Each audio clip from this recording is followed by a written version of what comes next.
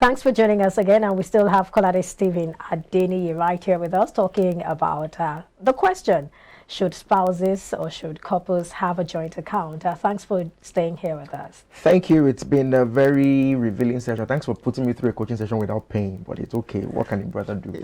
You're always hampering on that payment. I love money. Well, it's okay. I mean, without money, we can't fund the projects we're talking about. Yeah. Exactly. All right, so before we went on the break, we were talking about help us understand what joint account can help build in a family for those who don't have one at the moment. And I jokingly started by saying that money na fine bobo. So, so basically, no, first thing, of course, it will build a strong. But are you saying that even if one doesn't have money, you can love? My response is love kill you there if you try. But like they say romance without finance is a nuisance.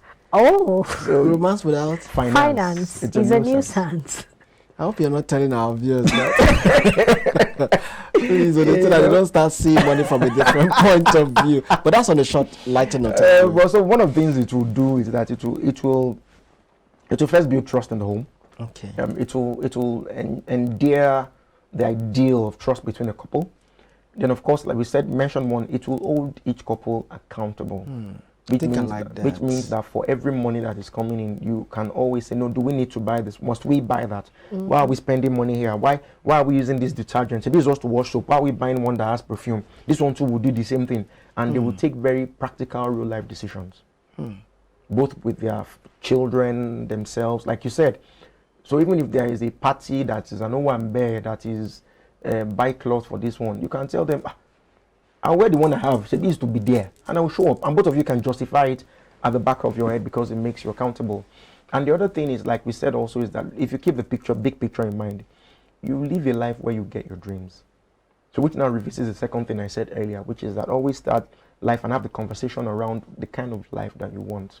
That means, and it which is important for couples, don't just set personal goals, set family goals every year. So a family goal can be that we are living in a 2-bedded apartment, but our dream is to move forward to a 5-bedded duplex. So what does it take to get there? Can we afford that rent? How much must we save? How will our funds afford us this sort of lifestyle? Because, for example, you're saying that I'm saying that if you live in a 2-bedroom apartment, maybe it's a block of flats, then you move into a duplex as a 5-bedroom.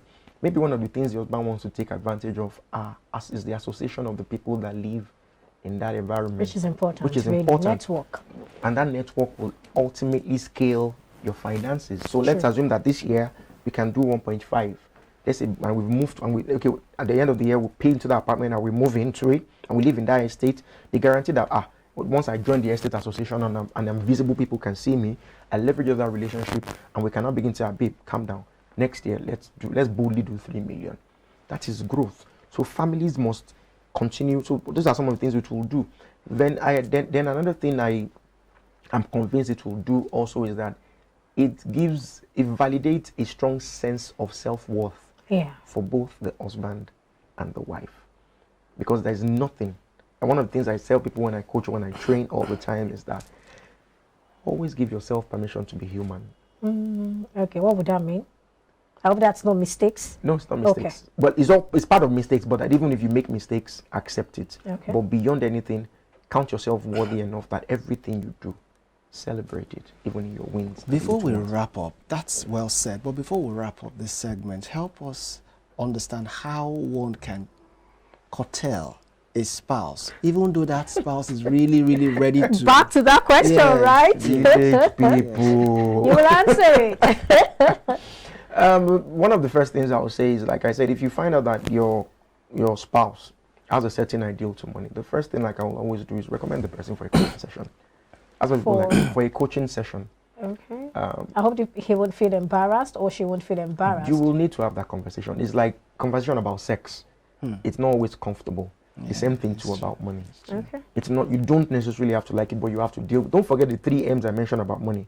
Don't forget that. As I making, managing, and learn to multiply. So the first step is that you need to learn to make it.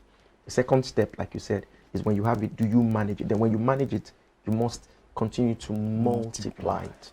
So if you understand the 3 M's of money as a spouse, then it's easy for your man, if your man has that perspective about money, and if he understands that my money only fits and takes the expression of me as a person, then he finds out that the problem they have in the marriage is not a money problem, it's an attitude problem. That's it. Like we say in coaching, everything rises and falls on your attitude. Attitude is everything. So you're saying that we should bring the person for coaching session? Please, Cast and bind.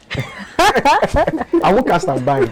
I will shift the mindset and help them see how, and then they will take better decisions. But do we necessarily have to see a coach, a life coach to, address a partner who has that issue? In fact, I would even go further and say some issue will push more even into therapy. Oh, okay. Yes, they are deeper than even coaching. For example, a child, I'll give an instance. I'll give a classic instance. So I was in Maiduguri to do a project with the IDP children a while back. And I found something that was very interesting. And please follow the scenario.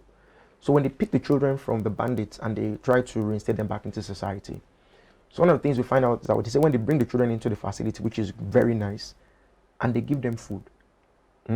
First, they ask for a very big portion, and they will down the portion of meal, and they will keep some and take to their rooms, and they will continue doing that. They say that goes on for well about a month, till the children now get to understand that there is food here. Every time I want it, it's available. Every time I want it, I can get it. The same thing happens with human behavior. Adaptation. So you need to learn. We are born a certain way, and then don't forget you've lived your life as a single person.